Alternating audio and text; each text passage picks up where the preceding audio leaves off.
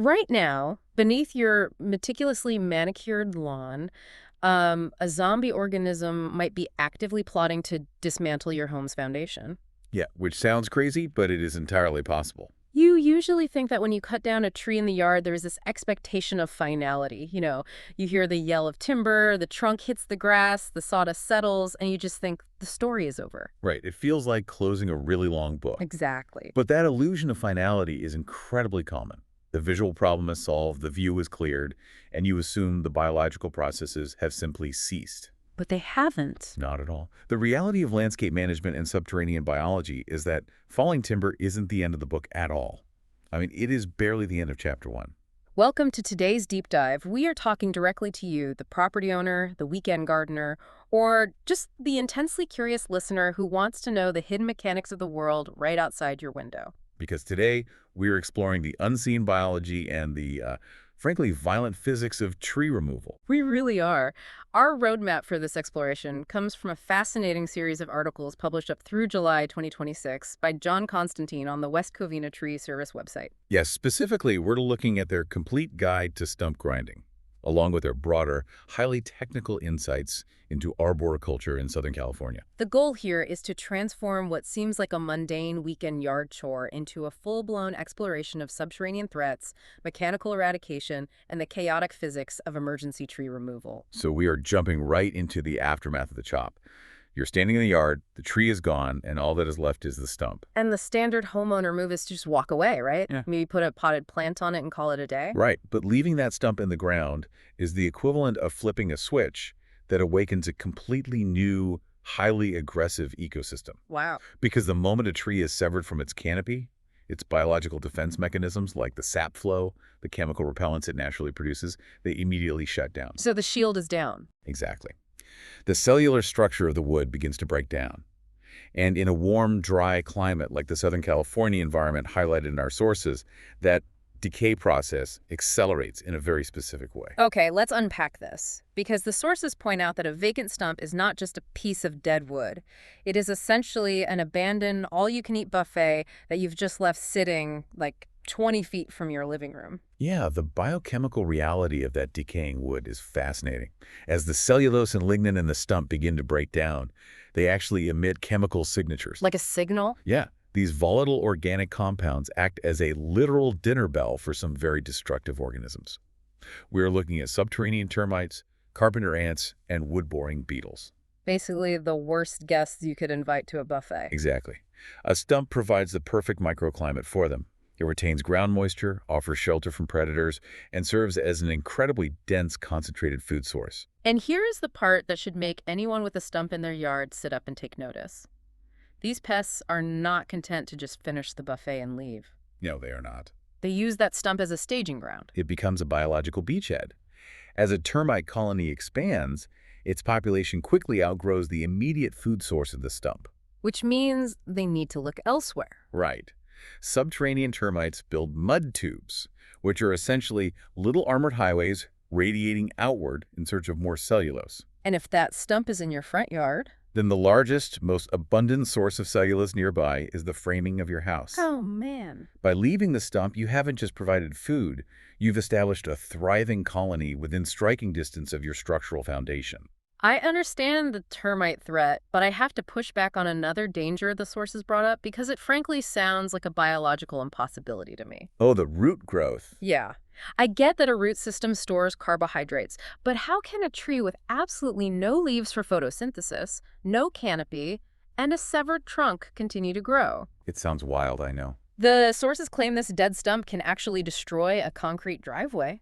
How is a dead root generating that kind of physical force? Well, you are hitting on the incredible resilience of a tree's subterranean architecture. A massive percentage of mature trees' biomass and energy storage is entirely underground. So it's not actually dead yet. Right. When you sever the trunk, the root system doesn't instantly die. It is still packed with stored starches. Okay. Driven by basic biological programming, those roots continue to attempt to absorb water and nutrients from the surrounding soil through a process called osmosis. So they are pulling in water, but they have nowhere to send it because the canopy is gone. Exactly, which creates immense internal pressure, known as turgor pressure, inside the cells of the roots. Oh, wow. Because they are running on stored energy, they continue to blindly push and expand in search of space. The hydraulic pressure generated by expanding root cells is staggering. How staggering are we talking? We are talking about hundreds of pounds of pressure per square inch. When those expanding roots are trapped beneath a thick concrete walkway or a patio, that slow, relentless hydraulic force is more than enough to buckle and crack reinforced concrete right from underneath. It's like having a slow-motion hydraulic jack buried under your driveway. That's exactly what it is. Not only do you have a tripping hazard hidden in the grass, but you have the zombie root system actively dismantling your hardscaping. Yeah, so mitigating these liabilities isn't just about aesthetics. It is about stopping a termite invasion and halting the subsurface destruction of your property. Which brings up the eradication problem. The sources outline a few methods people try before calling the professionals, and the underlying mechanics of why they fail are pretty wild. Understanding the mechanics of why DIY methods fail really illustrates the sheer density and stubbornness of hardwood biology. Take chemical rotting, for instance. People get impatient, they drill holes in the stump, and they pour chemicals in. Yeah. The sources say this takes 4 to 8 weeks, but the effectiveness is only moderate. What is the chemical actually doing to the wood, and why does it leave the root system intact? Well, the chemicals most commonly used, like potassium nitrate, are designed to accelerate the natural decomposition of lignin. Which is the stuff that makes wood hard. Exactly. It's the complex organic polymer that makes wood rigid. The chemical essentially forces the wood fibers to turn spongy and disintegrate. So why doesn't it work all the way down? The failure point is gravity and cellular density. The chemical can only penetrate so far down into the vertical trunk.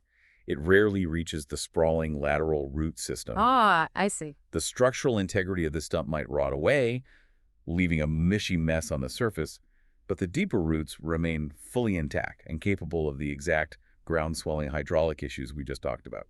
Then there's manual digging.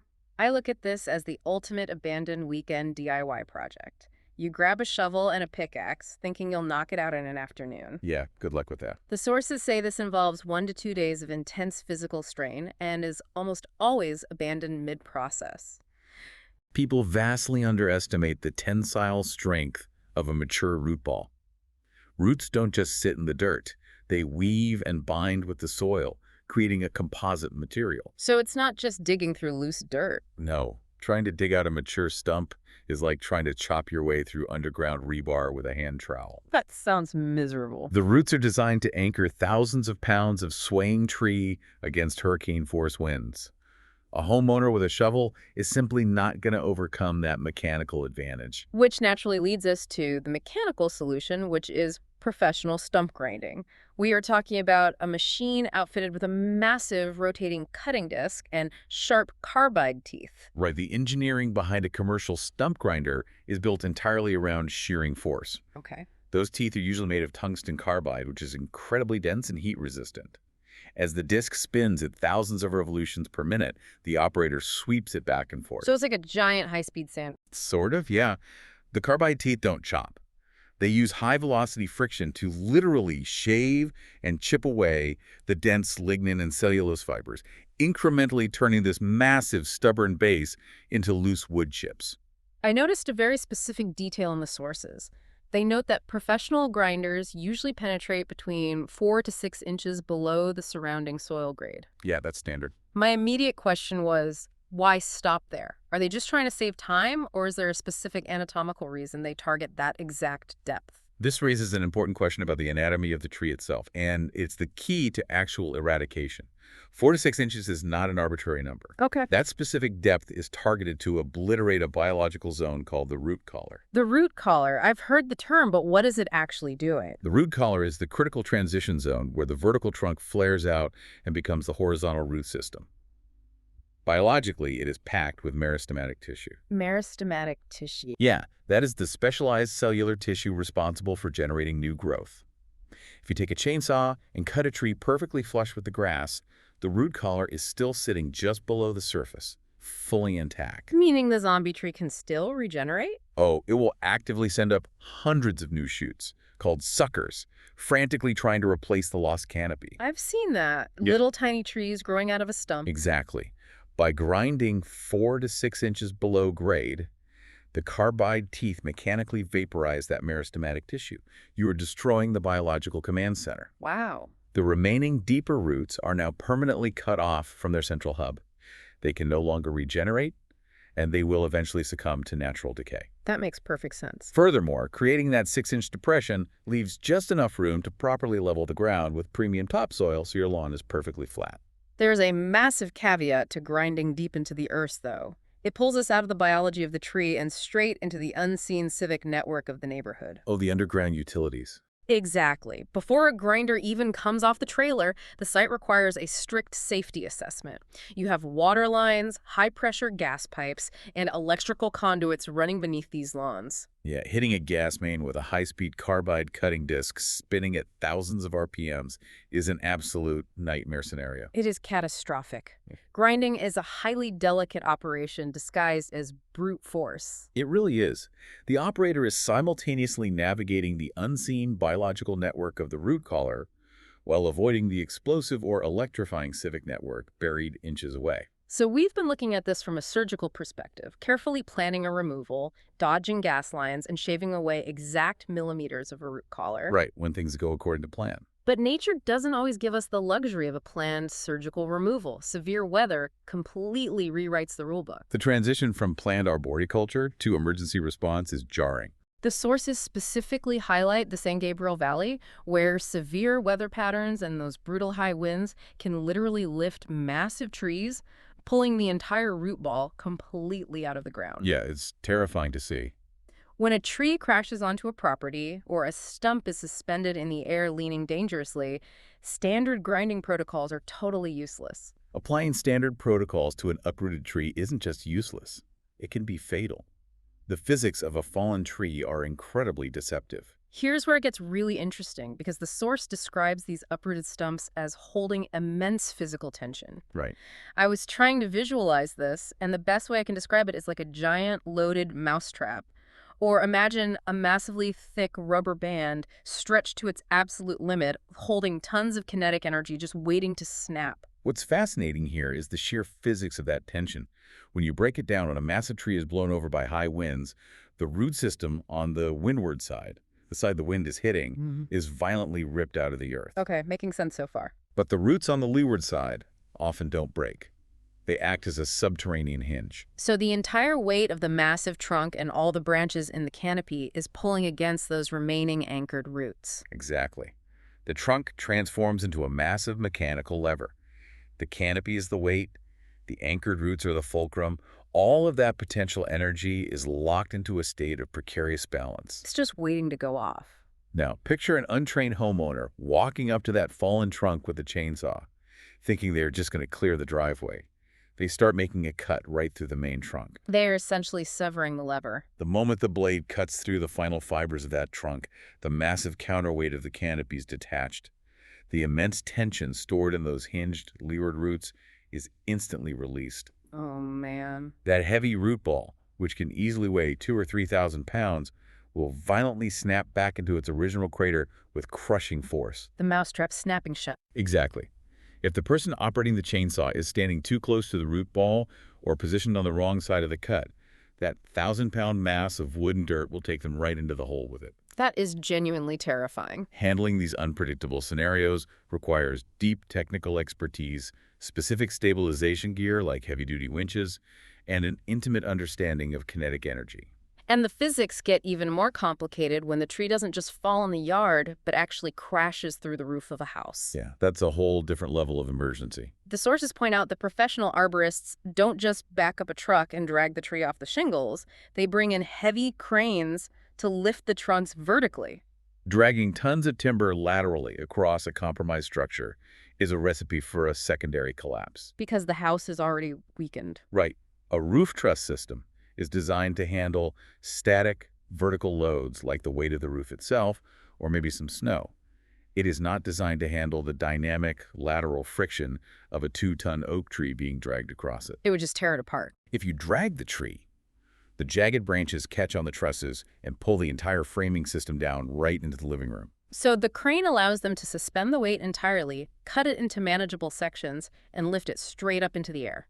It neutralizes the kinetic energy without transferring any additional load to the damaged house. Fast, professional extraction, followed by immediate emergency tarping, is also a strict requirement for most homeowners' insurance policies. Oh, the insurance angle. Yeah, you have a legal obligation to mitigate further loss. If a rainstorm floods your home the next day because you didn't secure the breach, the water damage claim will likely be denied. The sheer cost and terror of a crane lifting a tree off a roof really makes you wonder how we stop it from getting to that point. Which brings us to the final piece of the puzzle. Proactive, defensive landscape care. We shift from reacting to the chaos to structurally preparing the landscape to survive it. The sources detail how this preventative care has to be hyper-tailored to the specific hostile climate of Southern California. We are dealing with prolonged dry seasons, severe drought stress, and those infamous Santa Ana winds. Right. How exactly does a drought make a tree more susceptible to blowing over? It actually changes the internal cellular structure of the wood. During a prolonged drought, the xylem cells, which are the vessels that transport water up the trunk, they lose their moisture content. Do they dry out? The wood becomes rigid, brittle, and loses its elasticity. Instead of bending and flexing with the high-velocity Santa Ana winds, the brittle wood simply snaps. The sources provide a clear, early warning checklist for a failing tree. Canopy dieback, soil heaving at the base, severe leaning, peeling bark, and fungal growth. Yeah, those are all crucial indicators. So, what does this all mean? Let me ask a practical question on behalf of the listener. If you are walking through your yard on a Tuesday afternoon and you see a cluster of mushrooms or fungal growth on the trunk of your big oak tree, is that just a charming part of a natural garden ecosystem, or is that a massive red flag? If we connect this to the bigger picture of the structural failures we just discussed, that fungus is an absolute siren going off. Really? Fungal growth on the trunk or the root flare is never just surface decoration. It is a biological indicator of severe internal decay. Fungi secrete specific enzymes designed to actively digest cellulose and lignin. They are literally eating the structural integrity of the tree from the inside out. So the dense, load-bearing columns of wood that are supposed to be holding up thousands of pounds of canopy against a windstorm are essentially being turned to mush. Exactly. Recognizing that biological pattern early is the key. You identify the internal decay before the Santa Ana winds have a chance to exploit it. And proactive care isn't just about spotting diseases, it involves structural pruning. But the sources highlight that different types of trees require completely different aerodynamic strategies. Okay, absolutely. Deciduous shade trees, for instance, need structural thinning every 3 to 5 years. That goes back to the fluid dynamics of wind. A dense, unpruned canopy acts like a massive solid sail catching the wind. Taking all the force. Right. By structurally thinning the branches, you open up pathways. The wind can flow freely through the canopy rather than exerting maximum force against the entire structure. Contrast that with fruit trees. The sources note they demand annual dormant pruning. You aren't pruning fruit trees for wind resistance, right? No, you are pruning them to maximize yield. You're directing the tree's internal energy away from growing excessive weak branches and funneling it directly into healthy fruit production. It is highly specialized, species-specific engineering.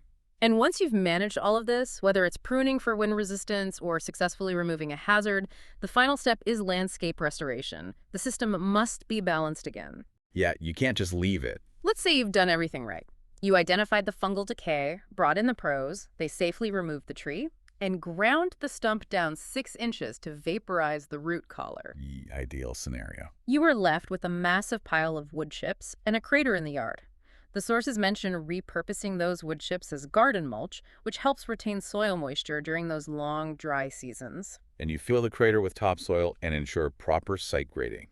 If you leave a depression, water pools there, suffocating surrounding roots and creating a breeding ground for mosquitoes. I loved this detail from the sources. If you are planting new grass seed over the old stump site, you might actually need to trim your remaining mature trees.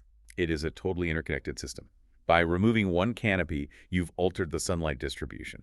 Trimming the remaining trees ensures adequate ultraviolet light reaches the ground so the new grass can actually germinate. It's a chain reaction. You can't change one element without affecting the soil, the water distribution, and the light for the rest of the microenvironment. We have covered incredible ground today. We started by looking at the hidden biological threats of an abandoned stump. discovering how a severed trunk sends out chemical dinner bells for termites, and how zombie roots generate enough hydraulic pressure to crack concrete. It's wild stuff. We explored the intense mechanical shearing force of a carbide-toothed grinder hunting down the meristematic tissue of the root collar.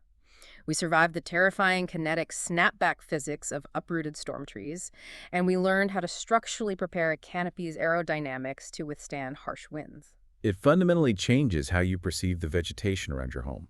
It's not just scenery, it's active biology and stored kinetic energy. Absolutely. And I'd like to leave you with one final thought to ponder as you look out your window.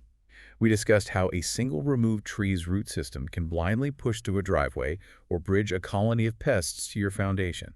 But science is increasingly revealing that root systems do not exist in isolation. What do you mean? They are connected by intricate mycorrhizal networks, often called the wood wide web. Fungi connecting the roots of entirely different trees. Exactly. If one isolated dying stump possesses the power and resilience to disrupt your property, imagine what is happening when it is severed. Oh, wow. Is that stump sending biochemical distress signals through the fungal network to the healthy trees across the street right now? What kind of immense unseen communication and resource sharing is happening beneath your entire neighborhood while you simply mow the lawn? It makes you realize that the surface is barely scratching the reality of what's going on down there. Thank you for joining us on this deep dive. The next time you hear the yell of timber and watch a tree fall, remember, you aren't closing the book. You are just turning the page to chapter 1. Take a closer look at your own backyard, and we will catch you on the next deep dive.